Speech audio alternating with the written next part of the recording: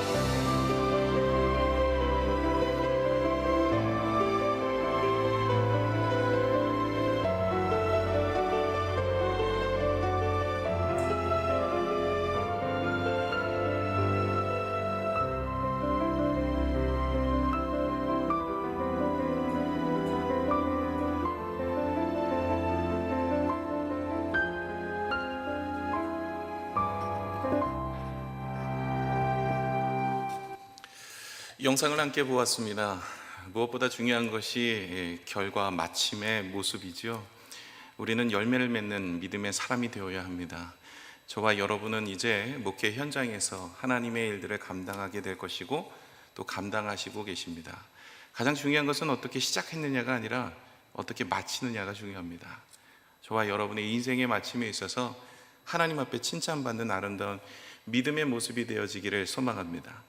여러분이 이 선지동산에서 3년간 예수님의 제자들처럼 3년 동안 예수님에게 교육을 받고 그들이 나아가서 하나님의 복음의 일꾼이 된 것처럼 저와 여러분도 그런 아름다운 믿음의 모습을 잃지 않고 주 앞에 귀하게 쓰임받아 하늘의 영광을 이루며 천국에서 주님 뵐 때 잘했다 칭찬받는 믿음의 모든 성도 되어지기를 소망합니다. 디모데 후서 4장 7절에서 8절의 말씀을 한번 읽어보겠습니다. 시작. 나는 선한 싸움을 싸우고 나의 달려갈 길을 마치고 믿음을 지켰으니 이제부로는 나를 위하여 의의 면류관이 예비되었으므로 주곧 의로우신 재판장이 그날에 내게 주실 것이며 내게만 아니라 주의 나타나심을 사모하는 모든 자에게도니라. 아멘. 선한 싸움을 싸우고 마침에 있어서 사도 바울은 하나님께서 자신의 인생과 우리 믿음의 동역자들의 결과를 축복하시고 아름다운 열매를 하나님께서 우리에게 은혜의 면류관으로 주신다고 말씀하셨습니다. 그러기에 우리는 열심히 달려가야 됩니다. 최선을 다해서 우리가 힘써 나아가야 되는 것이죠. 또 바울은 이렇게 이야기합니다. 사도행전 20장 24절을 우리 같이 한번 읽겠습니다.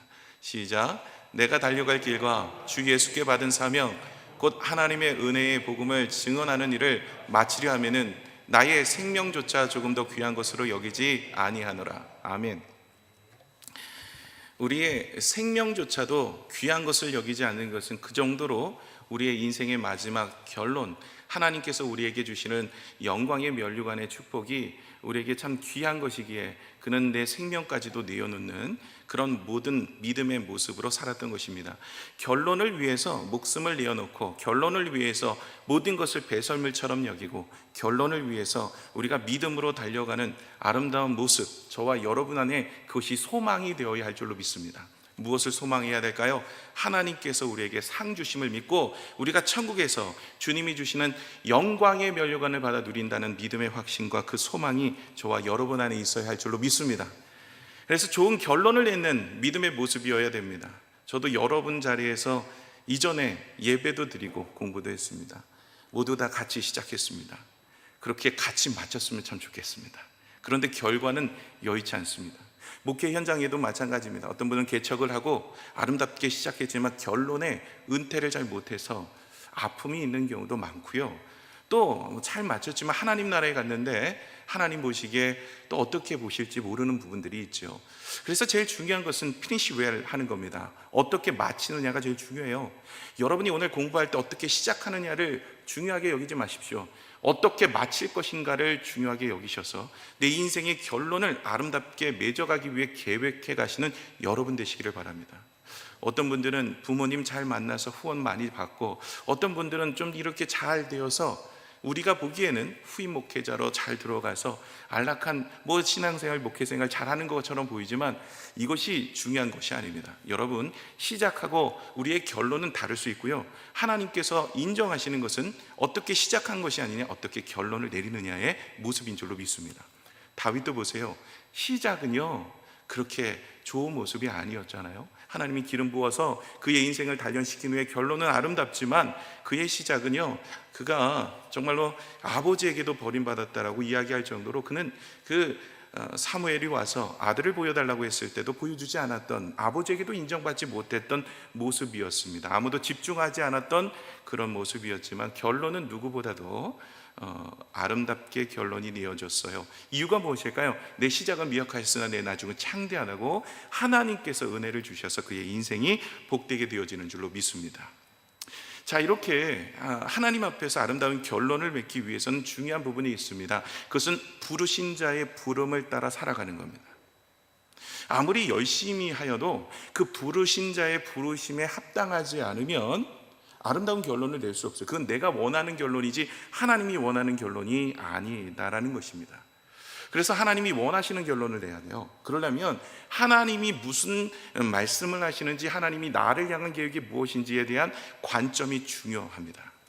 오늘 본문의 말씀은 세 번째 예수님께서 고난을 당하시고 죽으시고 난 이후에 부활하셔서 이제 부활의 소망이 되어주시고 우리에게 산 소망이 되어주시는 그 은혜를 말씀하세요. 순환 예고입니다. 세 번째 얘기한 거예요.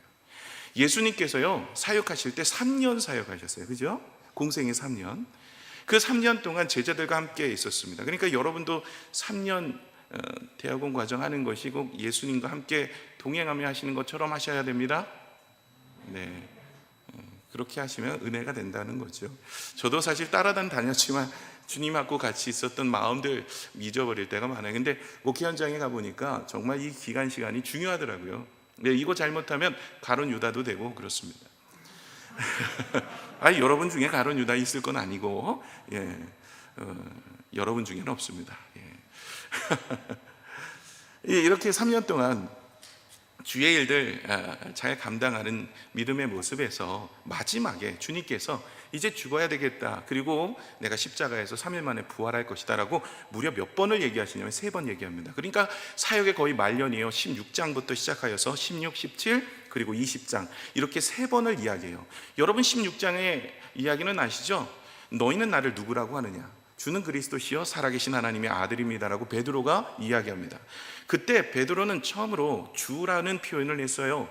그 전까지는 라비오 선생님이요 이런 이야기인데 이제는 주라고 이야기합니다. 그리고 메시아 그리스도라고 이야기합니다. 기름 부음 받았다라고 이야기해요. 그런데 그들이 바라보는 메시아 예수님을 바라보는 믿음의 모습은 온전하지 못했어요. 왜냐하면 예수님이 원하시는 사명을, 그 사역을 깨닫지를 못했기 때문에 그렇습니다. 바요나 시몬아, 너는 좀 대단하다. 이게 하나님께서 너에게 알려주신 것이다. 그리고 한 천국을 여는 열쇠를 주셨잖아요. 그리고 나서 주님이 순환 예고를 해요. 메시아에 대한 이야기를 그들이 고백을 했기 때문에 이제 그가 이 예수님께서 내가 이제 죽고 다시 부활할 것이다 라는 이야기를 하지만 그때 베드로가 뭐라고 얘기합니까? 주여 그리하지 마옵소서. 항변하여 주님 그렇게 하지 마옵소서라고 이야기를 합니다.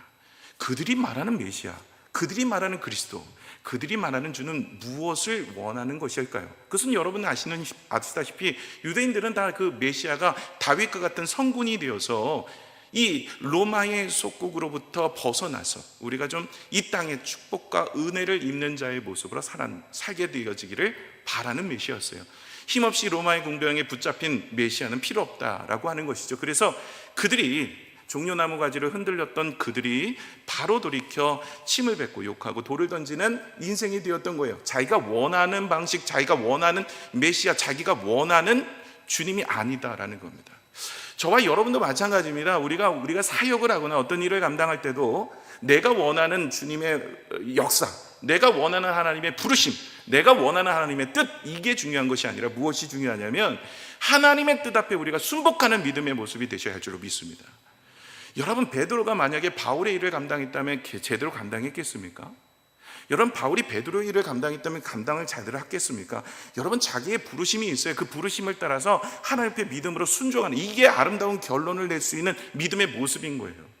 하나님께서는 예수님을 이 땅에 보내주신 이유가 무엇입니까? 그것은 바로 우리의 모든 죄를 대속하여 십자가에 죽으시고 그 일로 인하여 우리에게 자유함을 주시고 그리고 부활하셔서 살아있는 산소망이 되어주시고 죽음을 이기신 놀라운 역사, 영생을 우리에게 허락하여 주신 거죠. 이것이 바로 주께서 이 땅에 메시아를 보내신 이유였습니다. 그러나 이 유대인들, 특히 예수님의 제자들조차도 그것을 깨달아 알지 못하여서 예수님이 첫 번째 순환 예고하셨을 때에도 그들은 예수님이 그 일을 하지 못하도록 말렸던 거예요. 그래서 사단아 내 뒤로 물러가라, 너는 나를 넘어지게 하는 자로다, 이렇게 이야기하신 거예요. 두 번째 주님이 순환 예고를 또 언제 하셨어요? 이렇게 야단을 맞으면 조금 나아졌어야 되는데 그렇지 않아요. 바로 17장에 넘어가면 변화선 사건이 나옵니다. 그리고 내려와 보았더니 밑에 귀신 들린 어린아이 하나 제대로 고치지 못하고 9 제자들이 힘들어하고 있어요. 예수님이 오셔서 그 귀신 들린 아이를 고치셨습니다. 그 아버지의 믿음부터 고치시죠. 할 수 있거든 이 아이를 고쳐주옵소서 그랬더니 할 수 있거든이 무슨 말이냐, 믿는 자에게 능치 못함이 없으리라. 믿음부터 고쳐주시고 하나님께서 그 아이를 고쳐주셨죠. 그리고 나서 즉시로 또 두 번째 순환 예고를 해요. 내가 잡혀서 순환을 받다가 십자가에 달려 죽고 며칠 만에요? 3일 만에 살아날 것이다. 그랬더니 제자들이 또 이번에 이렇게 해요. 근심하였더라. 근심해요. 왜 근심할까요? 여러분, 부활의 산 소망, 주님이 메시아, 주 그리스도시고 그분이 우리의 모든 죄를 대속하여 십자가에 달려 돌아가시고 우리를 구원하여 주시는 은혜를 허락하여 주신다고 이야기하는데도 불구하고 왜 근심할까요? 하나님이 바라보는 메시아, 하나님이 예수 그리스도를 바라보는 그 사명과 사역을 그들은 깨달아 알지 못하고 있기 때문에 근심하고 있는 것입니다. 마지막으로 세 번째 순환 예고가 오늘 20장에 나오고 있는 거예요. 20장에 나오고 있는 순환 예고 다음의 이야기가 무엇입니까? 예수님께서 잡히시고 붙잡혀서 십자가에 달려 죽으시고 그리고 부활할 것이들 예언하셨더니 이번에 세 번째인데, 좀 알아들을 줄 알았는데 이제는 두 아들 야고보 요한의 어머니가 와서 이 부탁을 하는 거 아닙니까? 주님이 왕이 되시면 내 우편에 잡힌 아들을 앉혀주옵소서. 근데 이런 마음이 누구에게까지요? 모든 제자들에게도 같은 마음이었던 거예요. 지금 예수님께서 죽으려고 십자가에 달려 돌아가시기 위해서 예루살렘을 향해 나아가고 있는데, 아니 도대체 이 제자들은 그 뜻을 깨달아 알지 못하고 이러고 있는 것입니다. 주님이 3년 동안 제자들을 얼마나 잘 양육하셨어요. 나사로를 살리시면서 이 죽음을 이기는, 죽음의 모든 것들, 생명까지도 하나님께서 다 주관하고 계신다는 것을 우리에게 알려주었는데도 불구하고 예수님께서 그 죽음 이후의 부활을 믿지 않았던 것이에요. 그래서 여러분, 예수님이 십자가 달려 돌아가시고 난 다음에 제자들 다 어떻게 됐어요? 다 도망가 버렸어요. 부활을 믿지 않았다니까요. 그들은 3번이나 교육을 받고 3번이나 주님이 말씀하시고 그리고 3년 동안 많은 기적과 역사를 그들이 보았음에도 불구하고 예수 그리스도가 무엇 때문에 이 땅에 오셨고 그리고 그 사역 이후에 부활하고 주님께서 우리에게 놀라운 축복의 은혜를 주신다는 것에 대해서 깨달아 알지 못하고 있었던 거예요. 여러분, 이 3년의 기간 결코 헛되지 않습니다. 여러분, 이 기간 동안 여러분 주님과 관점을 맞추셔야 돼요. 이 주님이 무엇을 나에게 원하시는지, 하나님께서 나를 통해 일하시기를 원하시는 것은 무엇인지 이 관점을 맞추지 않으면 주의 음성이 들리지도 않고 주님이 원하시는 곳에서 사역을 함으로 나의 기쁨과 은혜가 될 수가 없는 거예요. 여러분 생각해 보세요. 여러분, 그 숟가락이 있는데 숟가락이 자기가 삽이 멋있어 보여서 땅을 판다고 생각해 보세요.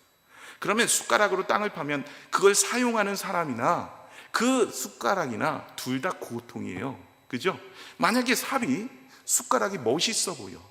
그래서 이 삽이 숟가락이 되기를 원한다면 그것을 그 삽을 사용해서 밥을 먹으려고 하는 분은 아마 힘들 거예요. 그죠? 드셔보셨어요?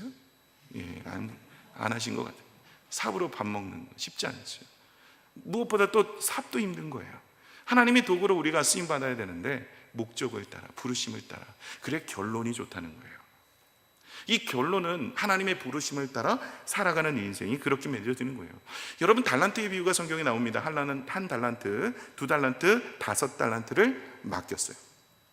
여기 보시면 이 결과는 여러분 너무나 잘 알고 있기에 그 서두에 이야기하는 내용을 살펴보시면 그 분량을 따라라고 이야기됩니다. 주님이 분량을 따라 나눠준 거지 그냥 멋대로 이게 처음에 줄 쓰는 대로 한 게 아니에요. 분량을 따라 그 사람의 감당할 수 있는 만큼 준 거예요. 그런데 1달란트 받은 자가 2달란트를 시기하고 5달란트를 시기하면 그 인생의 결론이 제대로 날 수가 없는 거예요. 그리고 분노하고 불편하고, 오늘도 영상을 통해서 보았던 것처럼 내 인생 왜 이렇게 스타트가 이런 모양이야? 나는 왜 다른 사람들보다 이 모양이야? 나는 왜 흙수저 같아? 다른 사람들은 목회적 금수저도 있는데, 아니 나는 우리 부모님이 그래도 목회자, 좀 큰 교회 목회자였으면 얼마나 좋을까? 이런 생각 안 해보셨죠? 예, 아마 여러분은 지금은 그런 생각 없어요. 근데 나가보시면 그런 생각 간혹 합니다. 야, 우리 부모님 저희 부모님 이발사 하시거든요.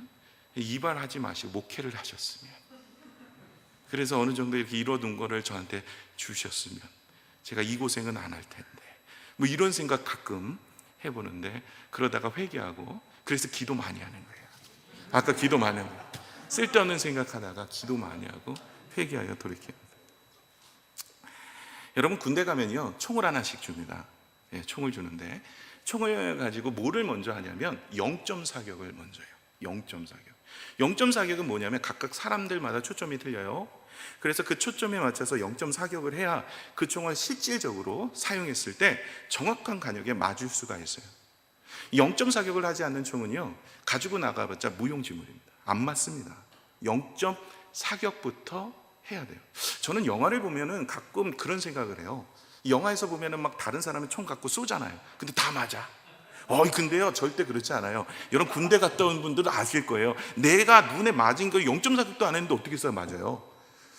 시간이 없어서 제가 군대 얘기는 못 하겠는데 제가 공병 출신이거든요. 공병은요, 총 안 쏴요. 과물대 이렇게 총이 이제 봤는데 거기 안에다가 이제 꺼내지도 않아요. 분리해서 닦아야 되거든요. 늘 기름칠하고. 그래 나중에 총을 쏘죠.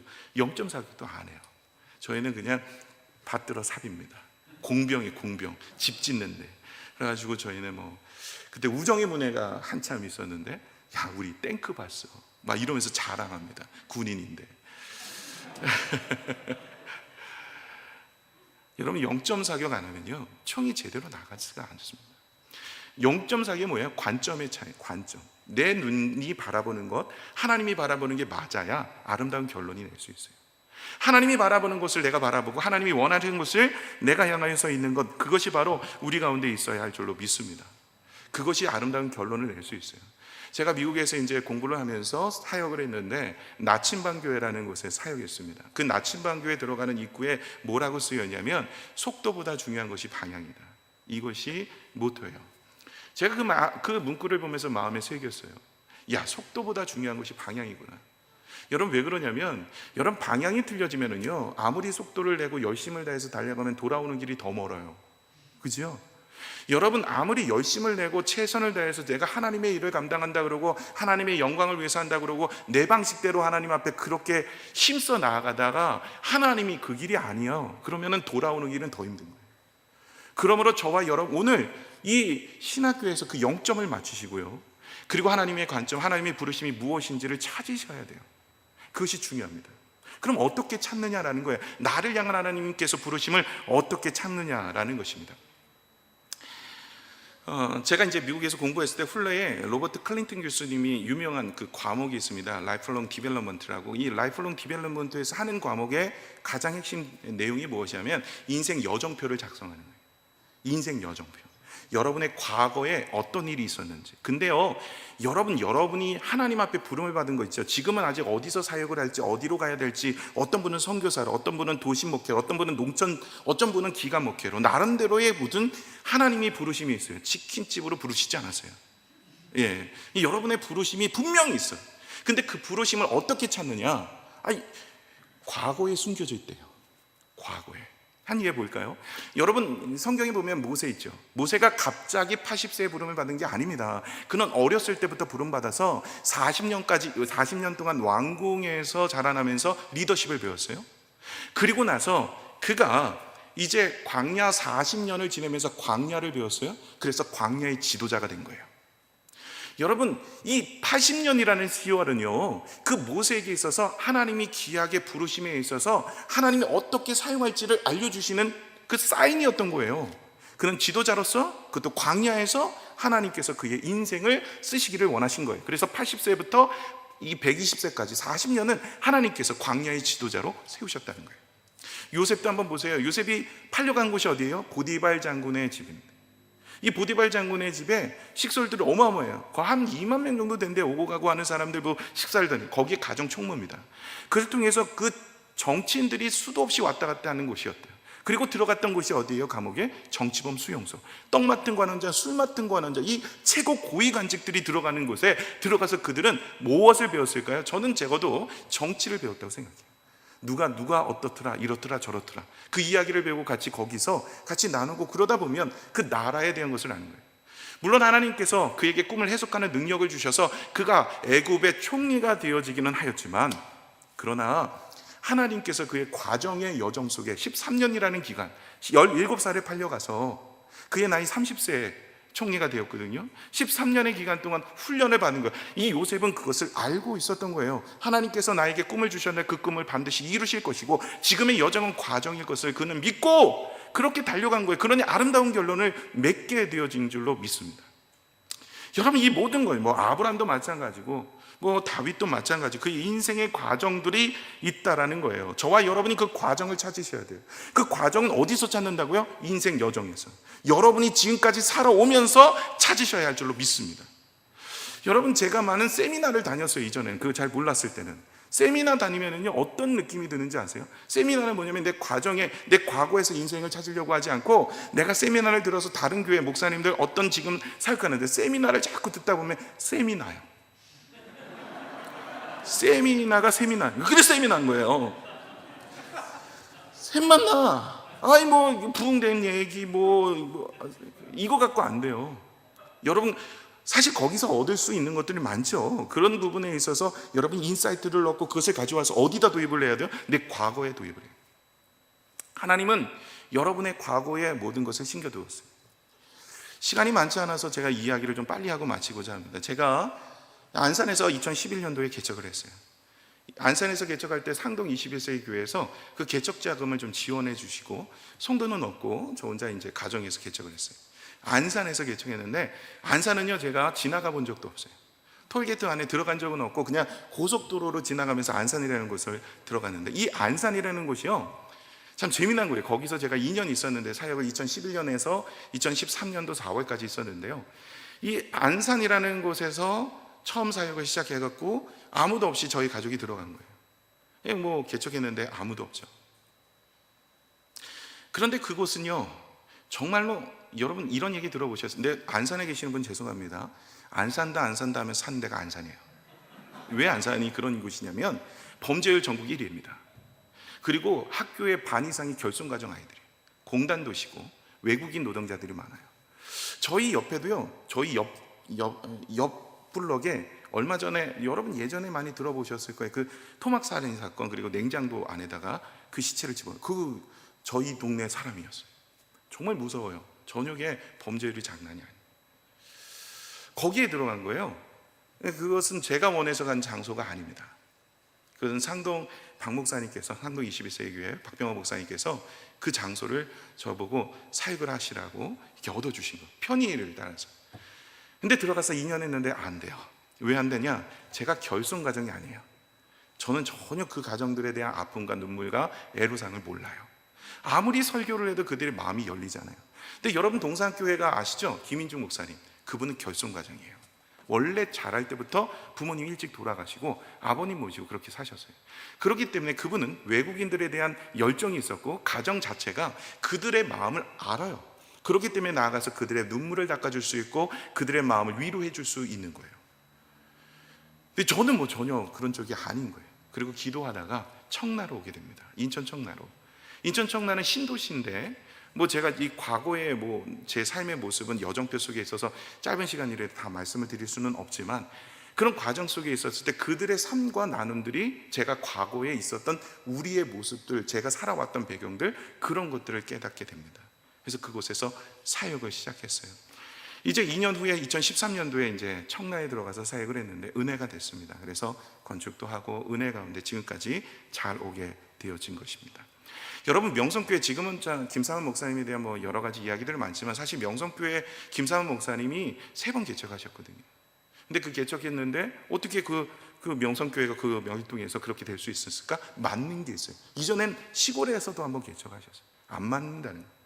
여러분, 아무리 유능한 사람이라도 자기에 맞춰진 데가 있어요. 하나님이 나에게 부르신 장소가 있다는 거예요. 하나님이 나에게 부르신 그런 모습이 있다는 거예요. 하나님이 나에게 부르신 그 삶이 있다는 것입니다. 저와 여러분이 오늘도 그 마음을 가지고 그것을 발견해, 그것이 초점, 관점을 맞추는 일입니다. 예수님의 제자들은 예수님이 어떤 사역을 하는지에 대한 관점 자체도 없었고, 그 부르심에 있어서 그가 어떤 일을 감당해야 되는지도 깨닫지 못하고, 그 메시아라는 것 자체, 그리스도라는 그 능력의 역사의 능력도 그는 깨닫지 못해서 그런 인생의 험한 결론, 사실 주님이 부르시지 않았다면 어떻게 했을 뻔해서 다 돌아가서 어부나 자기 맡았던 일들을 감당했을 것입니다. 저와 여러분이 오늘도 그 믿음의 말씀을 가지고 오늘 그 관점, 하나님이 나를 어떻게 부르셨는가 과거에서 찾으셔야 할 줄로 믿습니다. 그리고 여러분, 주예를 감당하실 때 최선을 다해서 주예를 감당하시면 은혜를 주십니다. 부흥을 원하십니까? 근데 그 부흥은요, 하나님이 우리를 부흥해 주시는데, 우리가 주님 앞에 응답할 때 하나님은 응답을 주십니다. 여러분, 우리는 기도할 때 하나님 응답하여 달라고 그러시죠? 여러분, 하나님이 응답하여 달라고 기도하기 전에 여러분이 응답하셔야 돼요. 하나님께. 하나님 앞에 내가 부름받은 자의 모습으로 어떻게 살아야 될지에 대해서 열심히 응답하는 믿음의 모습이 되셔야 할 줄로 믿습니다. 그래서 저는 2013년도에 이제 14명과 같이 청라에서, 인천 청라 국제도시가 이제 송도 국제도시하고 두 가지가 국제도시입니다. 그래서 한 10만 정도가 모여 있는 도시인데요. 그곳에서 이제 14명이 이제 두 번째 개척을 시작합니다. 두 번째 개척을 시작하는데 이제 컨테이너 요거 하나 정도 되는 컨테이너 안에서 이제 시작을 하고, 하나님 은혜 주셔서 2013년도에 첫 번째 건축을 하고 입당을 했는데 한 1년 정도 지나니까 더 이상 들어갈 자리가 없어서 두 번째 건축을 하고 종교부지에 두 번째 건축을 합니다. 2016년도에 이제 두 번째 건축물에 들어가서 사역을 합니다. 근데 하나님께서 그렇게 부흥을 주시고 은혜를 주시는 이유가 무엇인가를 고민하면, 여러분 모든 목회자들 다 열심히 합니다. 모든 목회자는 다 최선을 다합니다. 여러분 최선을 다하고 열심히 한다고 관건이 아닙니다. 하나님이 원하시는 일을 해야 되는 거예요. 하나님 왜 물질을 주시는가? 하나님 왜 사람을 붙여주시는가? 그 일들을 감당하는 거예요. 저희 교회 모토가 교회를 세우는 일, 그리고 다음 세대를 세우는 일입니다. 교회를 세우는 일에 있어서는 저희는 100개 교회를 세우기를 위해서 작정하고 있습니다. 지금도 계속 그 일을 감당하고 있어요. 교회 건축하는 거 쉽지 않습니다. 1, 20억 드는 것도 아닙니다. 빚도 어마어마합니다. 지금 저 팔아도 그 빚 못 갚습니다. 그 정도로 상당히 많아요. 그런데도 그 일들을 감당하는 것 중에서도 저희가 건축비 2억이 나가야 되는데 200만 원 있으면 헌금합니다. 선교 헌금부터 시작해요. 하나님은 물질을 주실 때 어떻게 주시냐면 조금 줘요. 그리고 그것을 어떻게 하는지 보세요. 그것을 정말 하나님이 원하시고 기뻐하시는 일, 네가 그렇게 구호만 외치는 게 아니라 정말 하나님의 일을 감당하는지를 보시고 그 다음에 물질을 맡겨주십니다. 그렇게 하나님이 주셨어요. 저희는 정말 오병이어의 기적이 일어났어요. 성도들이 모아서 헌금한 게 한 7천만 원밖에 안 해요. 7천만 원 갖고 60억 건물을 지어야 돼요. 쉽지 않은 이야기죠. 근데 하나님이 역사를 하신 거예요. 어떻게 하셨는지 까마귀가 보냈다 그랬더니 어떤 분이 그러시더라고요. 정말 이런 일이 있었어요. 초신자였었는데 나갈 때 목사님 잠깐 뵐게요. 예, 목사님 저 그 까마귀 좀 소개시켜 주세요. 예, 까마귀가 나에게 물질을 주셨다고 하나님이 그렇게 얘기했더니 그 까마귀 소개시켜. 여러분 하나님이 역사하세요. 사람을 왜 붙여주시는가? 그 사람으로 무엇을 할지 목적이 정확하면 붙여주세요. 저는 분리개척합니다. 우리 교회 지금 사역하는 목사님도 지금 여기 계시기 때문에 제가 늘 강단에서 이야기하는 내용을 제가 하고 있는 거예요. 여러분 열심히 훈련 받으시고 분리개척할 때 따라 나가십시오. 그러면 사람은, 여러분 그게 사람이 붙여져요. 여러분 김인중 목사님이 왜 그렇게 은혜가 되게 부흥되신지 아세요? 김인중 목사님은요 계속 분리개척을 합니다. 그리고 저희가 안산에 있을 때도 전도해서 우리 교회 붙이십니다. 제발 은혜 받고 회복되시면 다른 교회 가셔서 헌신하십시오. 이것이 김인중 목사님이 늘 하시던 이야기. 내 평생에 가장 후회된 것은 이 건물을 지은 겁니다. 그러면서 이야기하세요. 그러니까 하나님께서 은혜를 많이 주셔요. 그런데도 더 부흥이 돼. 왜요? 더 개척하라고요. 저도 마찬가지로 보니까요, 계산해 보니까 그래요. 은퇴 목사님 이렇게 보니까요, 교회도 잘 못 와요. 1년 동안 5년이 지났는데 한 2번 가셨대요. 그럴 바에 있는데 다 끝내버린다는 거예요. 저는 있을 때 다 100개 나눠버리고 끝을 내겠다는 거예요. 지금도 하고 있습니다. 재작년에 우리 블라디보스톡에 선교지에 교회 하나 개척하고 올해 4개 교회를 개척하려고 준비 중에 있어요. 재정은 어느 정도 마련이 되었고 이제는 그곳에 교회를 개척하고, 이 100개는 그냥 구호가 아니에요. 오늘부터 지금부터 하나씩 가는 거예요. 100개 안 되면 어떻게 되느냐? 안 되면 50개라도 되면 되겠죠. 그러면서 가는 거예요. 또 국내도 마찬가지예요. 우리 부교육자들 중에서 열심히 사역을 하고 하나님의 일을 잘 감당하는 부교육자들 분리개척합니다. 그들에게 성도들과 같이, 하나님은 교회를 세우기를 원하세요. 교회가 많다고요? 아니요. 여전히 우리는 신도시들이 계속 세워지고 있어요. 여러분이 가셔서 해야 될 것들이 많이 있습니다. 그 일들을 감당함에 있어서 여러분 관점을 맞추셔야 돼요. 내가 그렇다고 도심 목회 다 갈 것도 아니고, 내가 그렇다고 농촌 목회 갈 것도 아니고, 하나님이 부르시는 것이 선교지님 어딘든 하나님이 나를 향한 목적이 무엇인지를 가는 겁니다. 우리 교회도 그렇게 가고 있습니다. 그러다 보니까 하나님께서 매년 120명 이상 장년이 등록하시고 아들까지 한 250명의 아이들이 등록합니다. 지금은 이제 저희가 다음 세대를 세우기 위해서 작년도에 좀 어렵지만 건축을 또 한 번 했어요. 그래서 비전센터를 세워서 지금 대안학교를 하는데 작년도 1월부터 시작했습니다. 코로나 때문에 많이 어렵지만 86명의 아이들이 지금 양육을 받고 있습니다. 여러분 하나님께서 부흥을 주시고 사람을 붙여주시는 이유는, 여러분 내 배를 채우기 위해서 살아가는 사람은 안 채워주십니다. 하나님, 여러분도 그렇잖아요. 투자를 할 때 거기에 대한 결과가 확실한 곳에 투자를 하시잖아요. 하나님도 인생에 있어서 우리의 결과가 어떻게 날지에 대한 정확한 모습이 있는 곳에 하나님은 사람을 보내시고 하나님은 물질을 보내신다는 걸 기억하셔야 돼요. 여러분, 초점을 맞추는 게 중요합니다.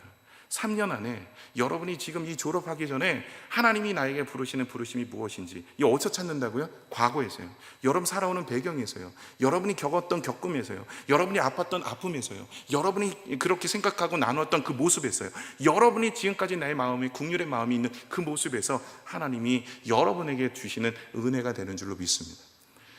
앞으로 더 기회가 있으면 개척에 대한 이야기를 좀 말씀을 드릴 수 있으면 좋겠는데, 어쨌든 이 짧은 시간이지만 저와 여러분이 하나님과의 초점을 맞추지 않으면 우리가 인생의 결론을 아름답게 맺을 수 없다는 믿음의 모습을 여러분 꼭 가지셔야 됩니다. 그래서 영적인 눈을 뜨시고 하나님이 나를 향한 목적이 무엇인지 깨달아는 믿음의 모습 되시기를 축원합니다. 기도하겠습니다. 하나님 아버지, 감사합니다. 오늘 주의 말씀을 듣고 믿음으로 살기를 원합니다. 우리 믿음의 동역자들, 또 우리 존경하는 교수님 앞에서 말씀을 증거하였지만 하나님, 온전하지 못한 부족함입니다. 하나님께서 드러나 주시고 우리가 행했던 모든 것들은 주의 영광과 능력과 일하심을 보게 하여 주옵시고, 하나님께서 우리 모든 사역자들 주님의 부르심을 따라 믿음으로 잘 살아서 하나님 앞에 기쁨의 열매 맺게 하여 주옵소서. 예수님 이름으로 기도드립니다.